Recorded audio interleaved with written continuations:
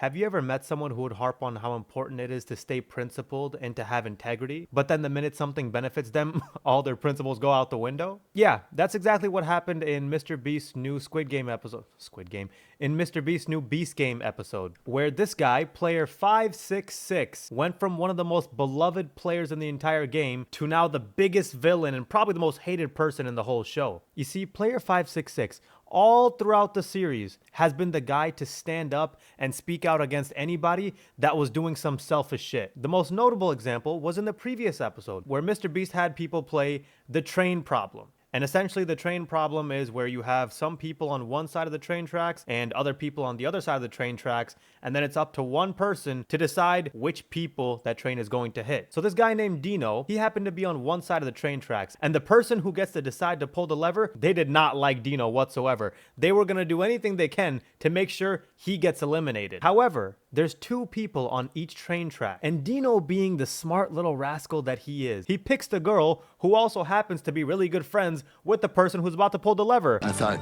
hey, she's not going to want to eliminate one of her friends, and that was my only opportunity to save my own butt. Anyways, the train comes and the person decides to not pull the lever, which meant that Dino and that other girl with him got eliminated. When this happened, player 566, he gave Dino the biggest lecture in the world as to how shitty of a person he was for picking someone that didn't deserve to get eliminated just so he could try to stay in the game and he could benefit himself, and he has no principles whatsoever for doing that. But I think you chose Jazz as bait, and that's a shitty thing to do.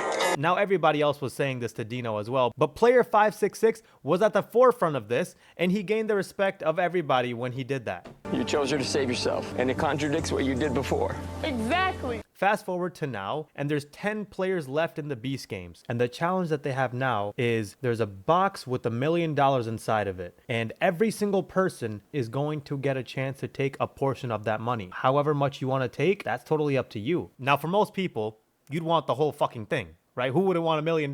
But the catch to this was all 10 players had to vote for who will be the first person to get the money all the way up until the last person to get the money, which meant that the first few people that they voted for, they had to choose somebody that they could trust not to take all the money. Remember, make sure the people you were voting for, you would trust with your life. So the first person they chose was someone who proved to be trustworthy in the previous game. She turned down $1 million so long as everybody in her team could still stay in the game. And so picking her was a no-brainer. I'm gonna do what's right and what's honest. It's a hard choice. Everyone trusted me here. So everyone thought, okay, if we pick her, she will set the tone for everybody else to get $100,000 each, right? I'm taking my share, $100,000. And she did exactly that. She went ahead and took $100,000. Now the second person that everybody else also trusted goes up, and it's his turn to take the money. I'm gonna go with $223,000. He ends up taking up more than what his share was supposed to be. So he already kind of broke the chain of people being fair here. And apparently it's because that was his birthday. So I guess that was a justifiable reason. Because it's my birthday. But the next guy that goes up, player 566, this is where it gets the worst. I would pay off my mortgage and my debt. How much that? About $530. So he has $530,000 in debt, although calling your mortgage a debt is a little bit disingenuous because, you know, house values usually appreciate and you could always sell your house as well. It's not the same as having $500,000 of credit card or student loan debt. So I think it's a little bit disingenuous to say you're $530,000 in debt. I'm gonna take $650. $650. Dude didn't just want to pay off his mortgage. He decided to take an extra $120,000 for himself. This part caught everybody off guard. Not because he's the guy who just wanted money to support his family, but because he was the guy who manipulated everybody into believing that he was a trustworthy person when he was just a sham this whole time. I don't know why he's sitting there so dramatically like this, just acting like he did the worst thing in the world. If he was just clear cut from the beginning and he was honest with people and said, hey, look, guys, I need to support my family. So if I'm going to take some money, I'm going to take more than $100,000. Now, granted, they probably wouldn't have picked him to be one of the first people to go up there had he said that. But the fact that you would give someone else shit for not standing on their principles, and then you go around and do the same thing because it benefited you, that's the part that bothered me the most. And that's a shitty thing to do. So the girl that goes after him, when she walks outside of her mini house and she gets to go see how much money is left, her reaction was everybody's reaction when they saw how much money player 566 took. How much do you want? $5 grand. So when player 937, aka Emma, comes out and only takes $5,000 because she wants everyone else to still have their fair share from whatever's left, that tells me it's not a matter about having $100,000 each. It's the fact that you picked people that you thought you could trust only to find out that they would just snake you in the end. Anyways, after Emma's turn, everyone else that went after her, they're all kind of just surprised as to how little money is left. So all the contestants decided to come back outside and figure out who took how much money. And the dude who took $650,000, he was nervously waiting until the end. He's like the kid in class who prays to God the teacher doesn't call in his name when he doesn't know the answer to the homework question. And when they found out how much money he took, oh, they had it in for him. I'm sorry, guys. I had to put my family first. You did it for your family? Yeah, did you forget that player number 1 has a family? And she didn't take all that money. This is the equivalent to taking most of the food from a food bank and leaving everybody else with breadcrumbs and saying,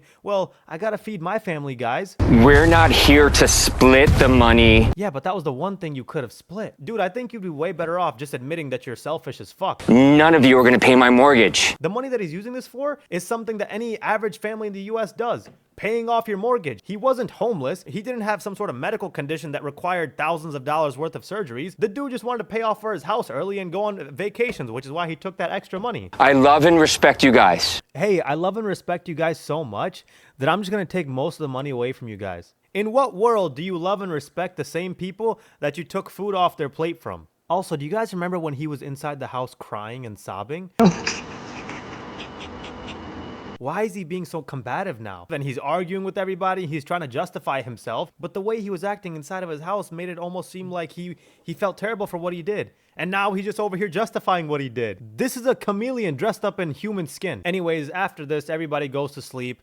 And the next day comes. And with the new day comes new confrontation. And this guy that comes up and confronts him, he does exactly what I mentioned in the beginning. I was just really surprised, especially after what you said the night before to Dino. He called him out on being the guy who was on his high horse about everybody else needing to have integrity. That was a shitty thing to do. When he points at him and says that was a shitty thing to do, he is repeating exactly what this guy said to Dino.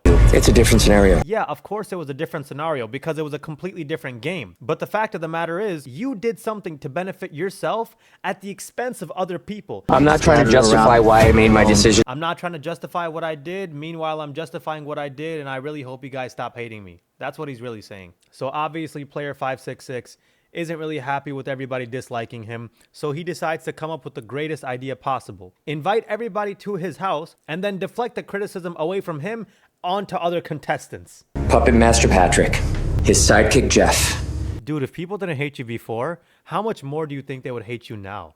Well, how on earth would you possibly think that by bringing everybody inside of a house where they're probably expecting, what is he going to do now? Is he going to apologize to us? Is he going to say that he changed his mind and now he wants to possibly share some of his money with us? No!